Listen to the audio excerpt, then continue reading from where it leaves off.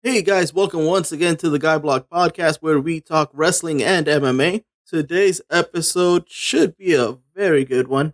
I feel good about it. We're going to be talking about a couple of things, and by a couple, I actually mean at least three. We're going to talk about possible new acquisitions for WWE. We're going to talk about possible locations for WrestleMania 33. And we're going to talk about the awesomeness of meeting the founder of Gamertag Radio Podcast. Now, this is all good. This is all great. When we say we, I mean we as in I will talk, you will listen, and hopefully you'll answer back. So on the next episode, I can read some of your comments.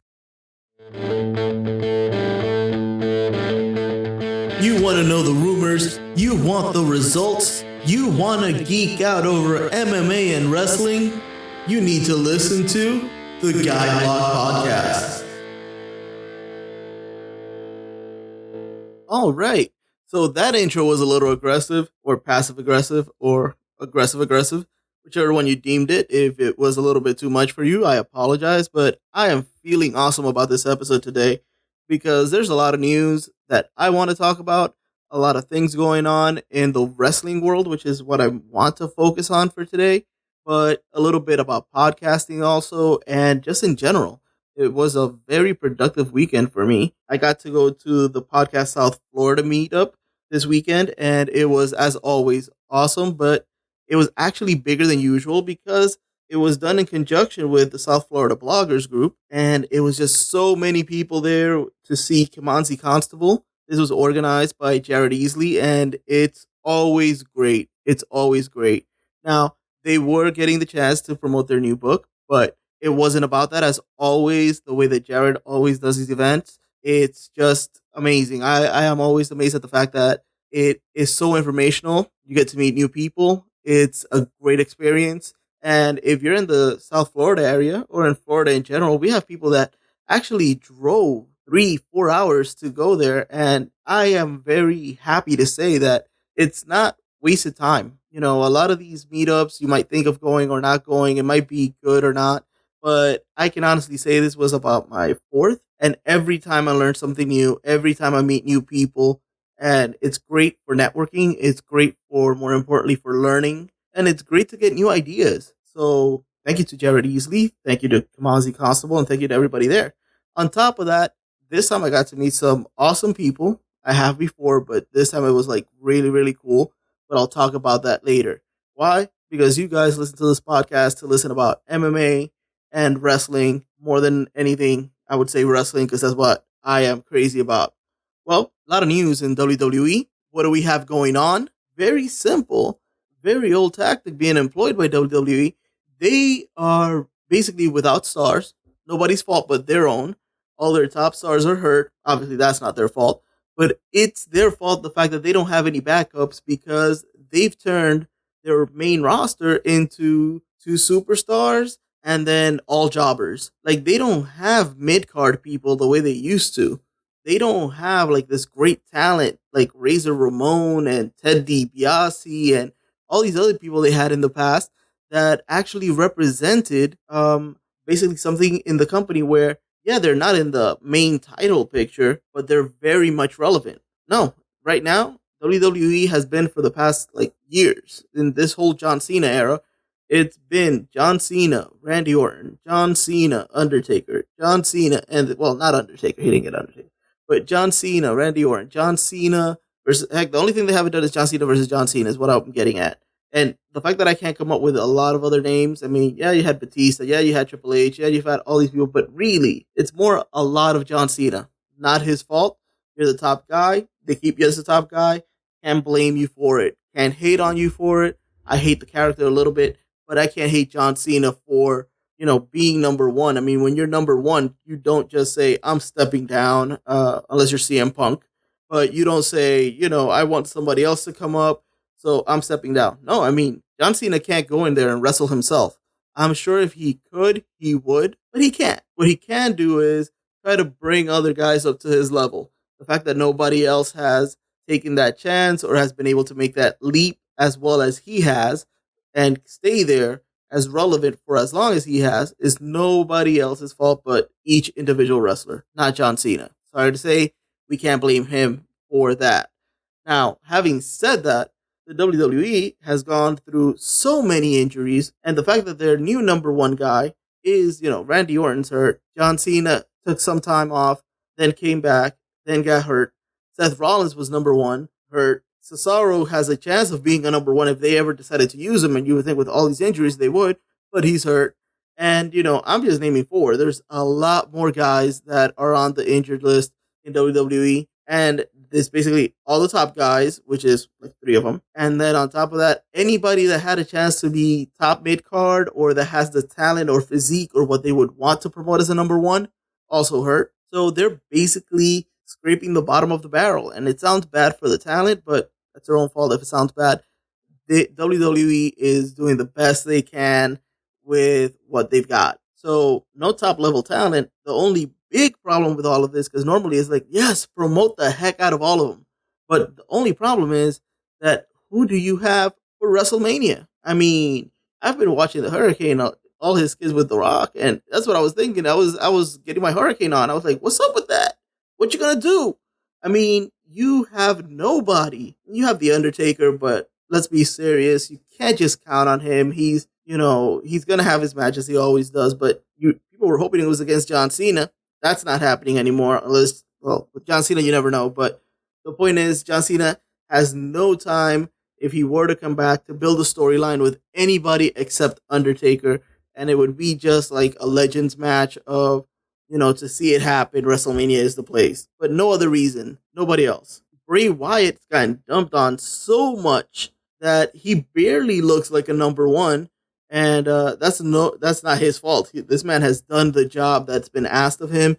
He's worked with what's been put in front of him, and it's just been sad to say the least. What they've, done to not take advantage of this amazing wrestler and character that comes time and time again and proves himself. But what can you do? On top of that, who else do you have? You don't have a lot of legit guys that can, be moved quickly within a couple of months at this point to a main, like WrestleMania. Every match should be something that's a main event caliber match on any other pay-per-view, but it's WrestleMania, so they're all bunched up together. They should all be there, should all be amazing matches. They don't have anybody. Everybody's injured. So what are they going to do? I mean, you can't build up nobody. There's nobody to build up. Roman Reigns, people are barely starting to applaud for him and like cheer for him. So, and even in that, like, who's he going to go against? Who? Brock Lesnar? Triple H? I mean, that's one match. Even if he was super over, that's one match. And WrestleMania, out of all the pay-per-views, that's our Super Bowl as wrestling fans. Out of all the pay-per-views in the year, WrestleMania is the one where you can't have, one match be the thing that's calling you to see it. It can't be. You have to have more. This needs to be like you went to Disney and you got a Toluca turkey. There needs to be a lot of meat on that bone for WrestleMania, not for just for us fans, but for the company. That's what differentiates. I mean, any other pay-per-view is a pay-per-view where it has its number one match, a couple of middle matches, and something else we're trying to see if it works. WrestleMania is not, we're going to try this and see if it works. No, it has to work. This is the thing for the year is WrestleMania. All roads lead to WrestleMania.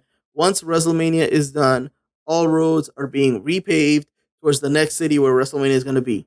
That's what WWE is about. That's what it is. So what the hell are they going to do? They have no talent. Well, I might be coming in a little late to the party. You guys might know what's going on. Maybe you don't. There's this little company out in Japan that has great amounts of talent. And they have this super duper unbelievably popular group called Bullet Club.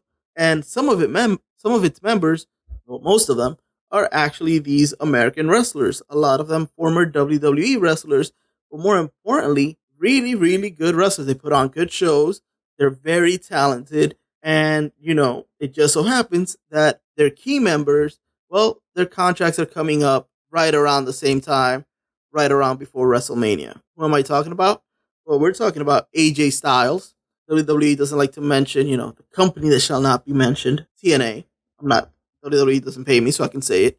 Well, they're one truly made superstar AJ Styles. He's actually working out in New Japan Pro Wrestling and he's going to sign with WWE. That is awesome because that's the guy that actually carries enough weight where he can come in to WWE without having to go through NXT and be established really quickly as this is one of the top guys in the world. Like anybody else, you might have to give him some NXT time, but you put him on the main roster right away, and right away you just start building on the fact that this is a well-traveled, very successful superstars. AJ Style, everybody will like, even those that don't know who he is, quickly will catch on that this is somebody that can be the man. Now, obviously, he has back problems, but that just means that his career probably only has 2 to 3 years to go, maybe a little more depending. But he should be good for that. He's that good, and he can come in and like cause a positive impression right off the bat and be possibly in WrestleMania. Now, on top of that, we also have Doc Gallows and Carl Anderson. Now, I'm not going to say which one, but I'm just going to say one of these guys used to be Festus. If you don't remember Festus, thank God for that. But they go out of WWE and all of a sudden they become this powerhouse of a tag team. And I literally mean powerhouse. These are two big guys, two very big guys, amazing wrestlers. They have an incredible chemistry, like this whole bromance going on that you can see on podcasts every time they get interviewed. That you can like these guys have definitely they have it when they work together, and the fact that they could go to WWE as a tag team and possibly just take over. You can put them in NXT if you want, but they don't really need it. However, they could go there and be reunited with their former stablemate Finn Balor, and they could do Balor Club, they could do Bullet Club, they could do Balor Club with everything that they used to do in Bullet Club. I don't really care, but put them together because these two big guys, I mean, you will not have seen as good of a big man tag team as these two since the Brothers of Destruction. I kid you not. You will enjoy it. These guys are amazing. They have fun. And as long as WWE doesn't mess a lot with them, they should do very, very good in WWE. And then we get the last piece of the puzzle. And his name is Shinsuke Nakamura. Possibly the best wrestler in the world today. They call him the king of strong style. He wrestles kind of stiff, but it just makes everything look so real, so good. He's so unique. When he's in the ring and he's doing his thing, he overflows with personality. He is a character. He's not a joke at all. He's got it's kind of like Asuka in the fact that the language barrier will not be a detriment for them because the charisma that he exhibits on his own, he doesn't need to talk. Nope. He can say a couple of words every time he wants to. He'll just go in there and he'll kick ass. And he is very good at kicking ass. He looks good doing it, has his own style of wrestling, has his own style of dressing. He's very unique and it's just up to WWE not to F him up. I mean, they are getting the cream of the New Japan Pro Wrestling crop in being able to sign these four people. They just have to not mess it up. Now we know with WWE, that's a tall order. Just hoping for the best on this side. Now, when I say don't mess it up is, well, first the fact that this acquisition is going on, to me, it just smells of Triple H. He's the one that would get how all these guys can make a difference right away, why they're good for WWE, and why they are needed. On top of that, Shinsuke Nakamura and AJ Styles, these are guys that Triple H, as a wrestling purist, can appreciate what they bring to the table even more than Vince McMahon. They're not characters. They're just some of the best wrestlers in the world. And while I love Vince McMahon and what he's done with WWE, he doesn't get that side as well as some people think. He knows how to see talent and maybe what character I can put on you. What could I do with you? Something different. Let's give it a chance. But he doesn't have the patience to understand these are some of the best wrestlers in the world and we can build everything else around them. He goes the other way. He wants the greatest characters. And then, if they don't wrestle great, we'll see what we can do. Am I joking? Eva Marie, anyone? So let's be serious.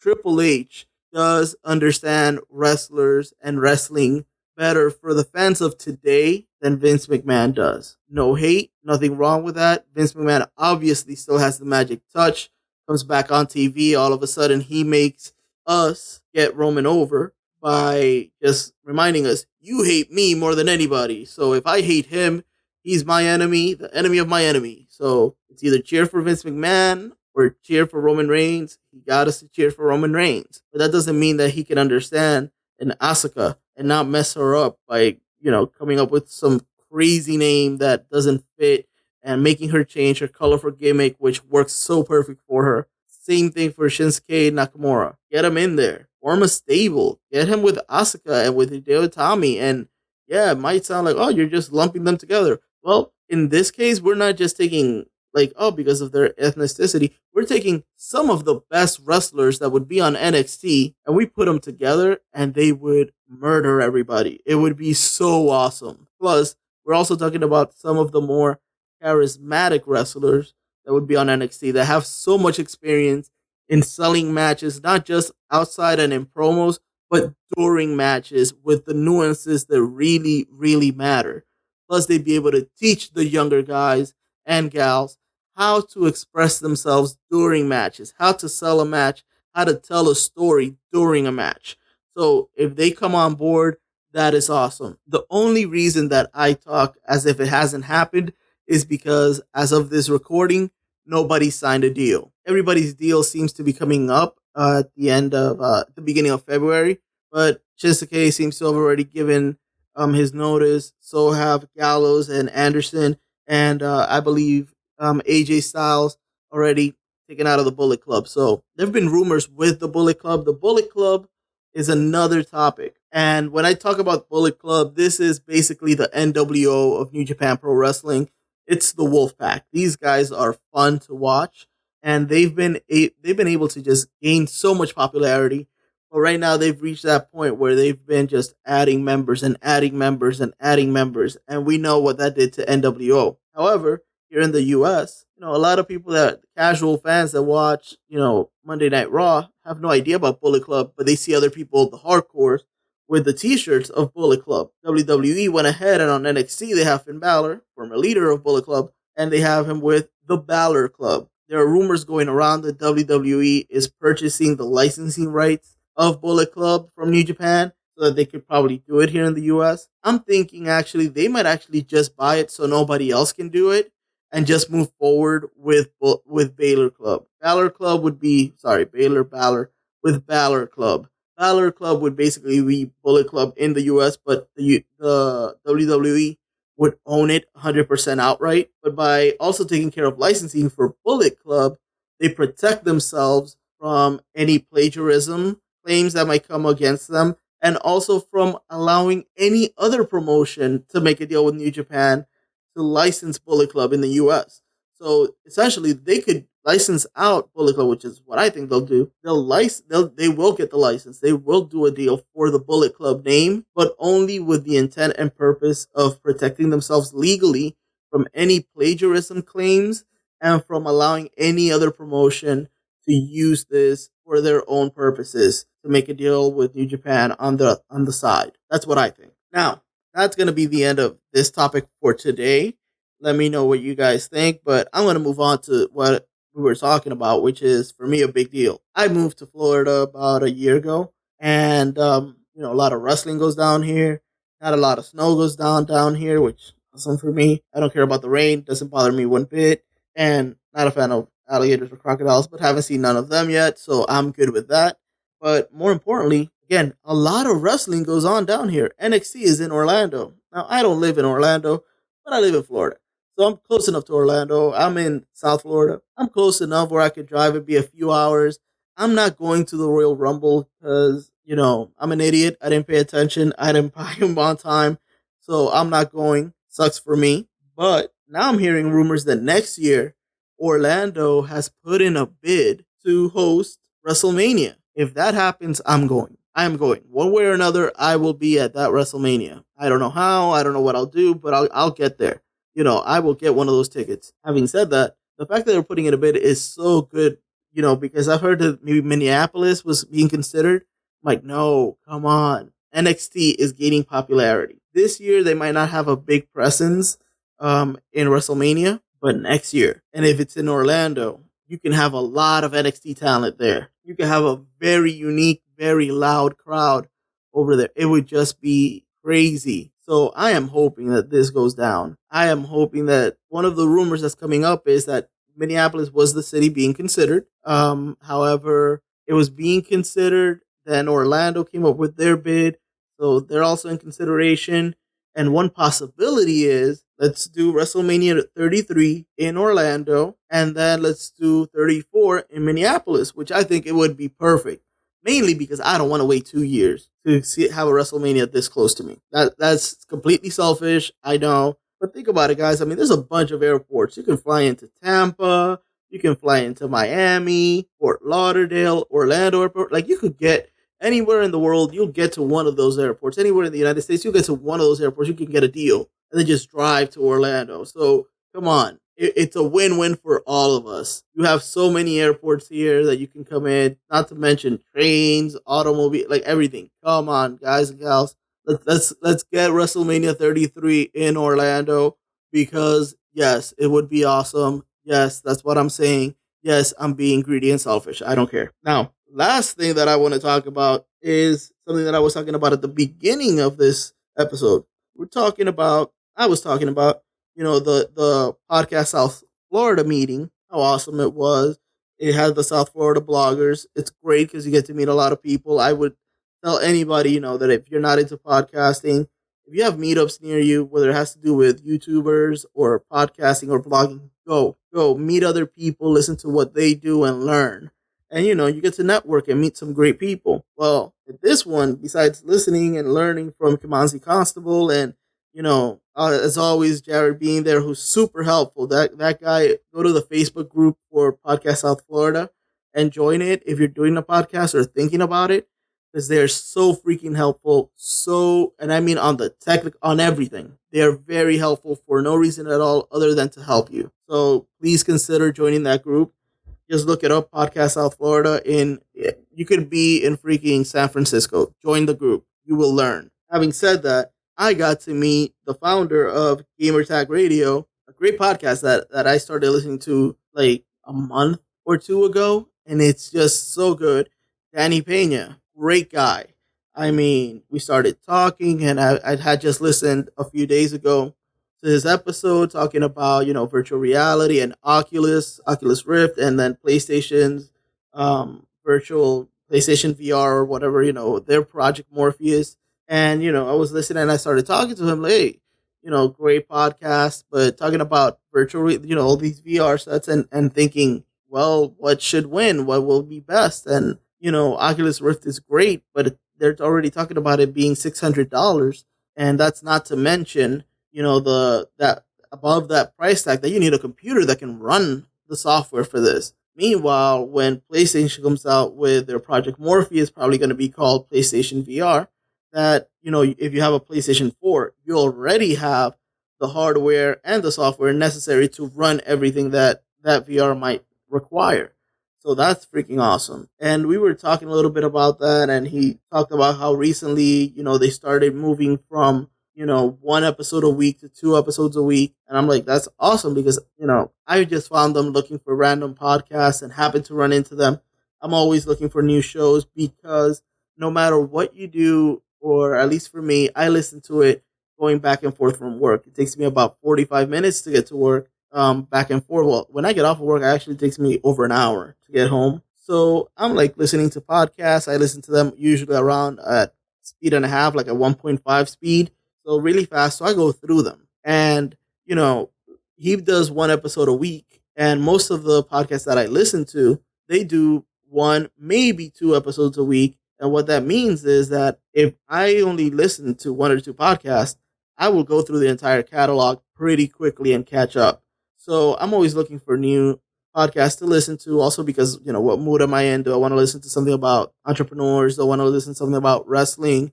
Do I want to listen to something about gaming or movies or whatever? So I listened to Gamers Act Radio, and the fact that Danny Pena was there and I, approached him, really nice guy.